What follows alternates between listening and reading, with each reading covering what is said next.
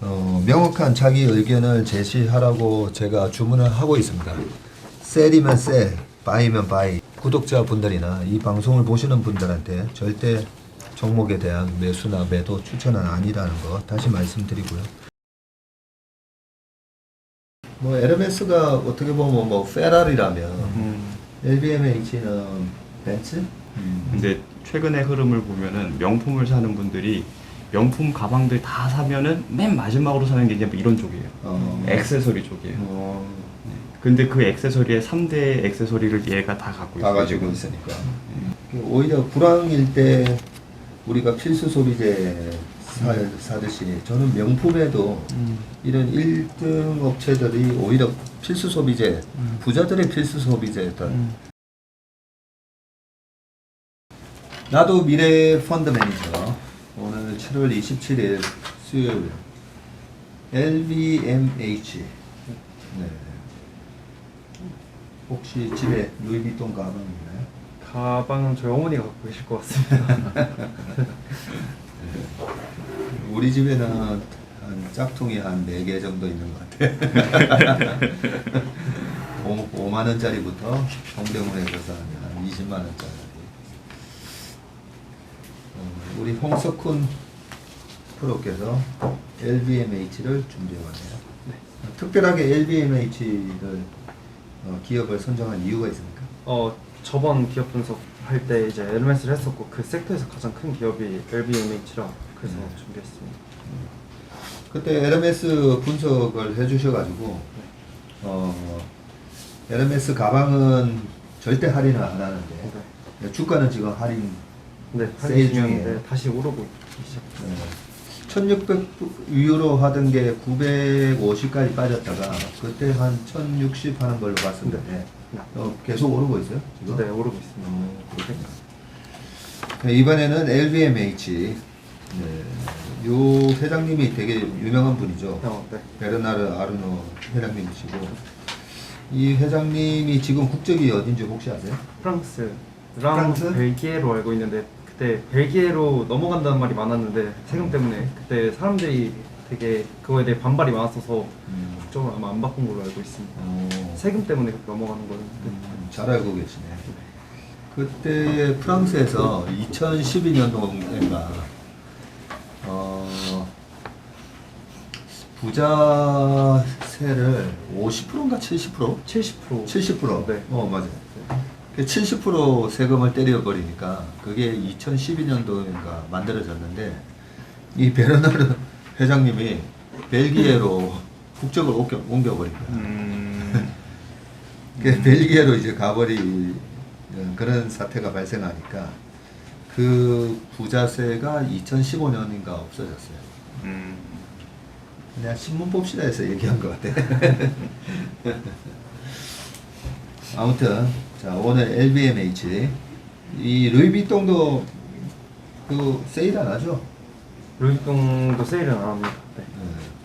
그 세일은 안 했는데 최근에 이제 주가 좀 빠진 걸로 알고 있는데 주가는 지금 어떤 상태이고 회사는 어떤 기업인지 오늘 한번 우리 홍석훈 프로를 통해서 알아보도록 하겠습니다. 네. 기업 분석사 시작하겠습니다. 네. 기업 계획 먼저 설명드리겠습니다. 기업은 LVMH고 시가총액은 3,054억 유로이고 분야는 명품입니다. 그리고 설립일은 1987년도이고 최대 주주는 크리스찬 디올 브랜드라고 생각하시면 됩니다. 그리고 총 회장은 베르나르 아르노, 그리고 본사 소재지는 프랑스 파리, 그리고 주가는 652.2 유로로 전일 종가입니다. 네. 이름의 유래는 루이비통과 모에 샹동 헤네시의 약자를 합친 것입니다. 모에 샹동과 헤네시의 합병 후 루이비통도 1987년에 여기 합병이 되면 지금의 형태를 이루었습니다. 그리고 LVMH는 많은 자회사들을 갖고 있는데 다양한 브랜드를 갖고 있습니다. 패션 브랜드로는 크게는 루이비통과 셀린느, 그리고 디올, 그리고 향수 쪽, 코스메틱 쪽 보시면 지방시 디올, 겐조, 마크 제이콥스, 보석 쪽은 불가리, 티파니 앤코, 그리고 쇼메, 그리고 주류 쪽은 무에 샹동, 돈페리뇽, 크룩 말고도 더 많은 이제 브랜드들이 있습니다. 네, 기업 설명 말씀드리겠습니다. 그 LVMH는 다른 명품 브랜드들과 다르게 공격적인 M&A 전략으로 몸집을 키운 기업이고요.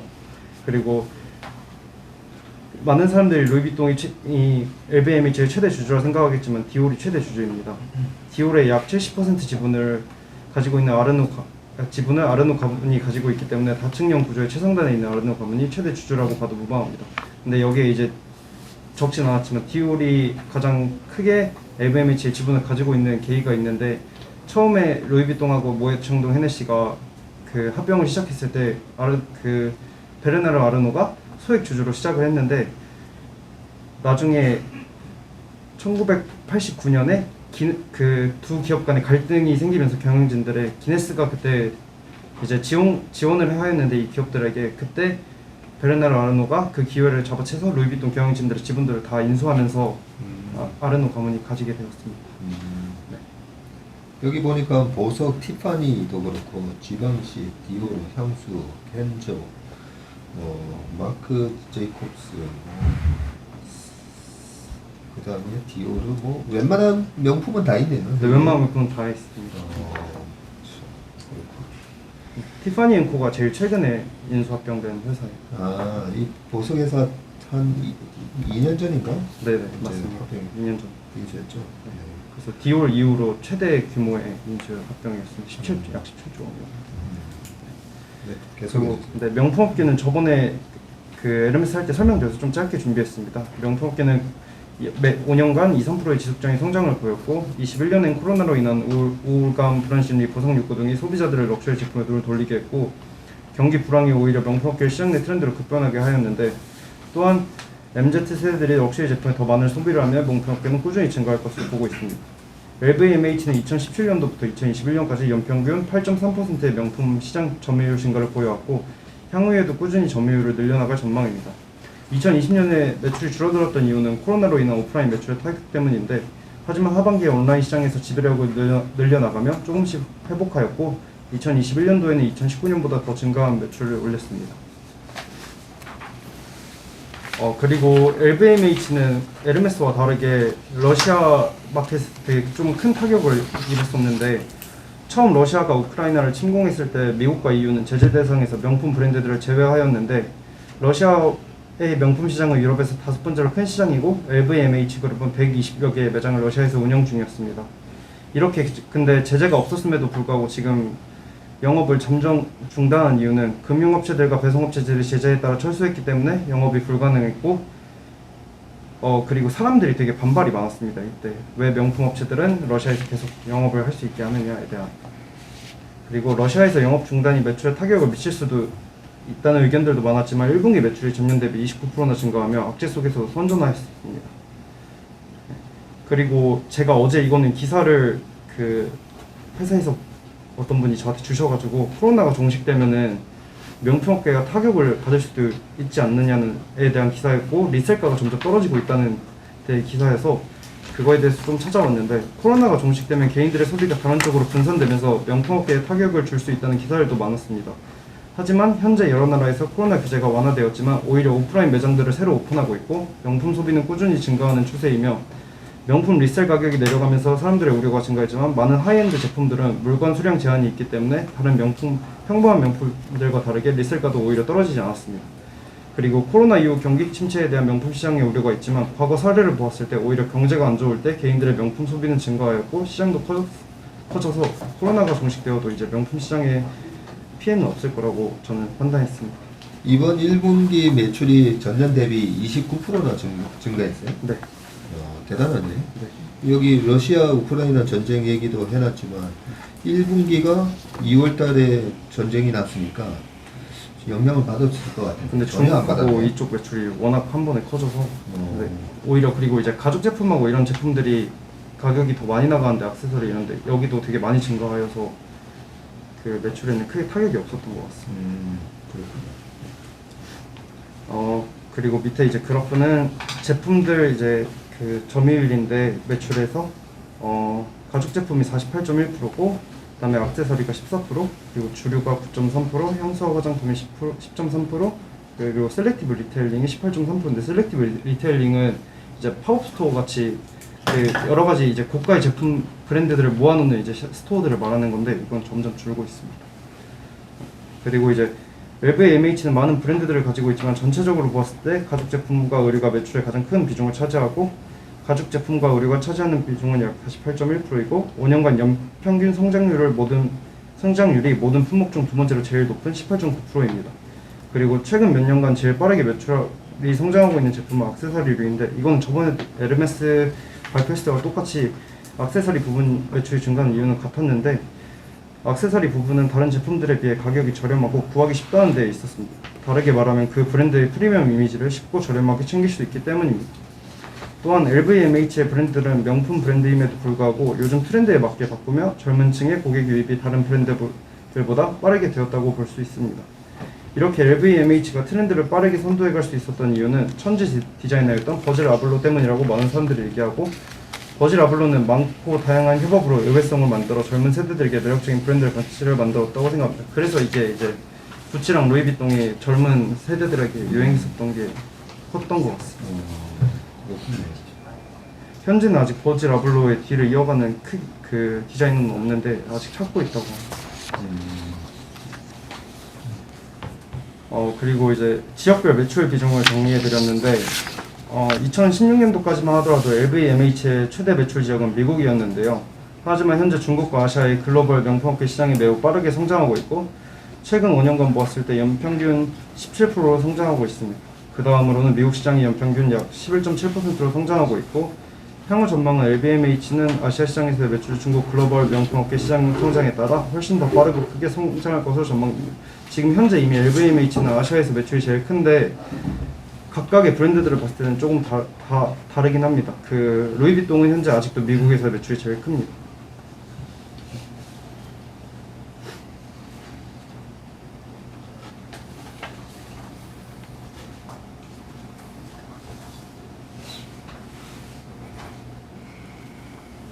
그리고 마지막 밸류에이션 이제 말씀드리려고 하는데 LVMH는 명실상부 글로벌 명품업계 1등이라고 말할 수 있습니다. LVMH의 시장 점유율은 시간이 갈수록 빠르게 늘어나고 있고 LVMH는 사업 전략이 매우 공격적이기 때문에 다른 기업들보다 빠르게 성장할 수 있다고 생각했습니다.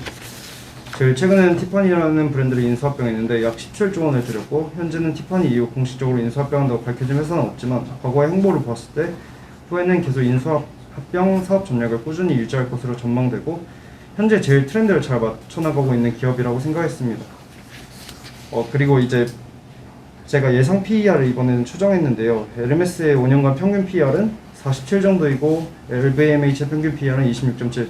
캐링은 30대라고 여기 적어놨는데 최근에 작년부터는 이제 30대를 유지하다가 작년부터는 이제 14에서 15를 유지하고 있습니다.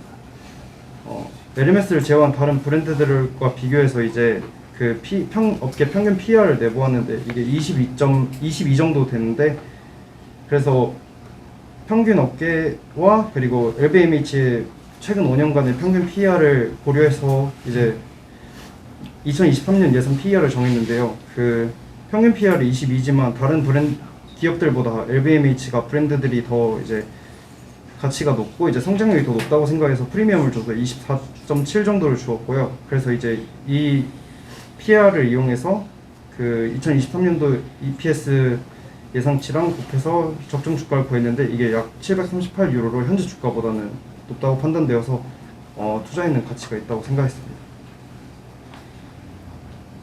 이상입니다. 지금부터 한 20% 업사이드 네. 네요. 네. 20%.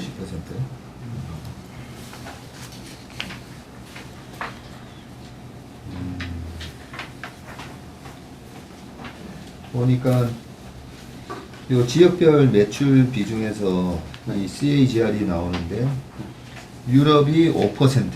그러니까 유럽은 별로 물가 올라간 거랑 가방 가격 올린 거에 비하면 성장이 조금 적은 거다 그죠? 네. 그 대신 이제 아시아가 17%고 아시아는 계속 이렇게 계속 꾸준히 증가할 거라고. 꾸준히 증가할 수가 있으니까 이 아시아 쪽이 아무래도 성장 동력이 되는 것 같고 미국은 11.7%로 계속 꾸준히 증가를 하고 꾸준히 또 하고 있고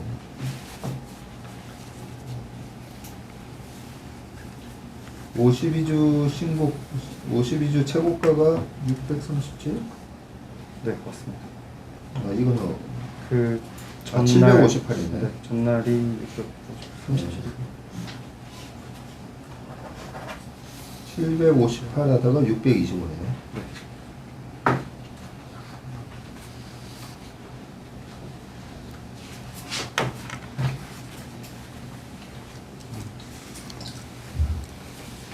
그리고 이 평균 PER 아까 22배는 이 업종 평균이에요. 네, 그 명품 업계에서 제일 대표적인 기업들 캐링하고 이제 그 몽클레어 그리고 리치몬트라고 이제 그 기업들 예상치 PER을 평균을 내서 구했습니다.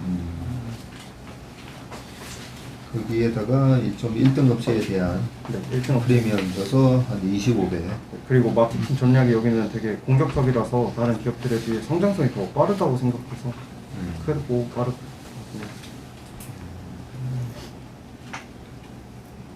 지금 LVMH랑 LMS 영업이익률 비교한 차트를 보니까 영업이익률이 거의 비슷한 네, 거네요. 비슷합니다. 26%? 네. 영업이익률 26%나 나오고 매출이 꺾일 거라는 전혀 그런 우려가 없는 상황이면 PER이 지금이 몇 배라고 그랬죠?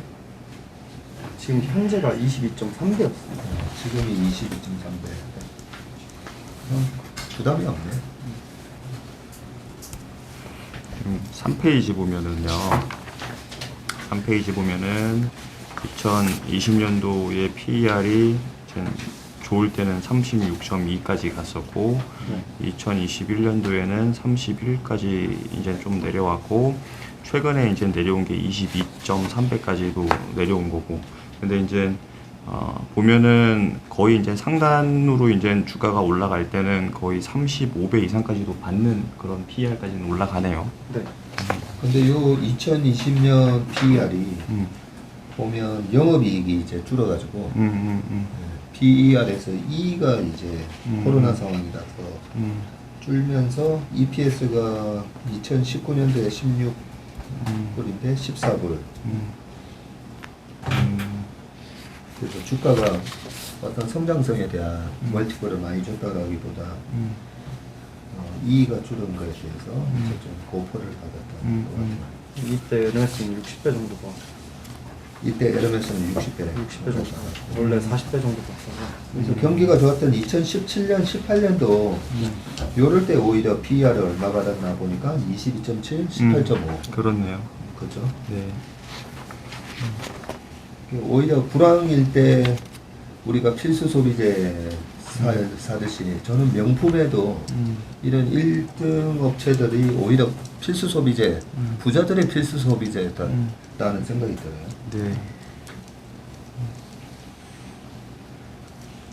네. 실제로 우리가 중국 시장도 보면 왕 차장, 네. 중국 시장에서도 그 술 제일 비싼 술 마오따이 만드는 회사가 뭐죠? 귀주 모태주. 귀주 모태주. 네. 귀주 모태주가 어떻게 보면 중국에서 가장 럭셔리 브랜드라고 네. 볼 수가 있잖아요. 네. 그죠? 귀주 모태주는 올해도 보니까 주가 별로 안 빠졌던데. 네, 요즘에 좀 반등하고 지금 PER는 거의 30배 초반 정도로 유지하고 있어요. 30대 초반. 네. 그 글로벌 럭셔리 회사는 거의 PER는 30배 초반 정도 유지하고 있어요. 거의. 그 회사는 신기한 게도 OP 마진이 한 60% 나와요. 네. OP 마진이 60%? 그 귀주 이유가- 모태주가? 네. 네. 그러면 30배 받아도 뭐. 네. OP 마진이 한 60% 나와서. 네. 확실히 홍프로님이 지금 이렇게 자료를 만들어 주신 것처럼 PER 지금 멀티플을 그렇게 좀 높게 줄 수는 없을 것 같네요. 네, 아무리 봐도. 네. 그렇죠. 그런데 오히려 또 뭐 불황이 온다라고 하니까 불황이 온다라고 하면 우리가 또 도망가 있을 수 있는 주식인 것 같고 여기는 배당이 지금 어떻게 되죠? 배당 수익률은 1.6%인데 제가 배당 DPS는 찾아왔는데 DPS가 지금 작년에 8유로 네. 그리고 올해가 11 11유로로 예상됩니다. 유로로 예상하니까 11유로로 예상하는데 지금 주가가 652. 그러면 한 1.8% 되네.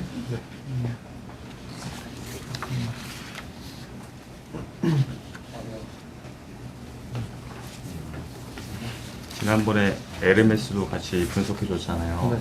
LMS도 분석했고 이번에 이제 LVMH도 분석했는데 둘이 봤을 때 훨씬 더 명품 같아 보이고 더 괜찮다라고 생각하는 게 어떤 걸로 명품 생각하세요? 같아 보이는 거는 LMS인데요. 왜냐면 다른 브랜드들과 이제 비교 불가라고 사람들이 다 얘기하니까. 근데 이제 성장성을 빠르게 성장하는 회사를 본다 그러면 LVMH보다 빠르게 성장할 것 같습니다. 왜냐면 이제 LVMH가 거의 제일 유명한 명품 브랜드들 다 인수합병하고 있고 계속 그런 식으로 이제 할 것 같아서 이제 또 여기 아르노 회장님 철학이 성장하지 않는 기업이 이제 망하는 기업이다라고 그러시더라고요. 누가? 이제 아르노 회장님 회장님 얘기가. 네.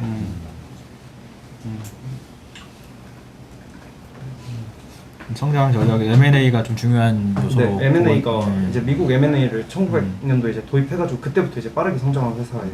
마지막엔 티파니를 한 17조 원 정도로. 네, 17조 원 정도로 해가지고 그- 그때 그- 근데 이슈가 있었던 게 좀 싸게 하려고 처음에 안 한다고 했다가 다시 해가지고좀 싸게 인수했어요.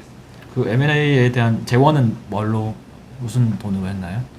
그 디올에서 벌어오는 수익으로 다 M&A를 한다고 큰 수익으로 봤을 땐 디올의 이제 매출로 한다고 적혀져 있었어요. 따로 대출이나 뭐 이런 자금 그런 거 받아온 건 정확히 없고. 안 찾아봐서 한번 찾아보겠습니다. 그것도 좀. 네. 뭐 LMS가 어떻게 보면 뭐 페라리라면 LVMH는 벤츠? 그렇게 네. 뭐 약간 그렇게 보는 게 맞을 것 같은데. 근데 이제 페라리는 소량 생산으로 네. 아주 뭐 럭셔리하게 네. 하지만 이 조금 대중성 네. 그런 차원에서는 루이비통이 이게 뭐 3초 가방 아니에요? 3초 가방이요? 3초에 하나씩 팔린다고요? 3초에 아니 길거리 지나다니다 보면 아. 3초에 한 번씩 보인다 해서 아. 3초 가방이라고 했던 것 같은데 되게 생각이 난 것 같아요. 정확하게 맞는지 모르겠지만 근데 그게 워낙 또 짝퉁이 많아서 그래요. 그렇죠. 그래도 얘네들이 좀 긍정적인 게 봤을 때 이 보석 브랜드 중에서 이런 티파니도 있고 그리고 디올도 얘네들 어차피 네. 하니까 지금 보면은 보석 브랜드에서 가장 유명한 게 이제 불가리, 티파니 그리고 디올 이 세 개거든요. 얘네들이 다 지금 쥐고 있어요. 근데 최근의 흐름을 보면은 명품을 사는 분들이 명품 가방들 다 사면은 맨 마지막으로 사는 게 이제 뭐 이런 쪽이에요. 액세서리 쪽이에요. 근데 그 액세서리의 3대 액세서리를 얘가 다 갖고 다 있어요. 가지고 지금. 있으니까. 그래서 그런 측면에서 봤을 때는 꾸준하게 그래도 성장을 할 수 있는 그런 게 아닌가라고 생각이 되네요. 그래서 우리 홍프로는 그 투자 의견은 어떻게 돼요? 저는 투자해도 좋다고 생각합니다. 투자해도 좋다. 네. 투자해도 좋다고 생각하는 거지. 네, 투자하시라고 권유하는 거 절대 아닙니다. 네. 지난번 LMS에 이어서 LVMH 기업 분석을 해봤습니다. 그 다음 기업은 정해졌나요? 아직 정하지 않았어요. 네. 계속 명품으로 한번 쭉 한번 가보시죠. 네, 그러면 오늘 나도 미래의 펀드 매니저 LVMH 순서 이것으로 마치겠습니다. 수고 많으셨습니다. 고맙습니다. 수고하셨습니다.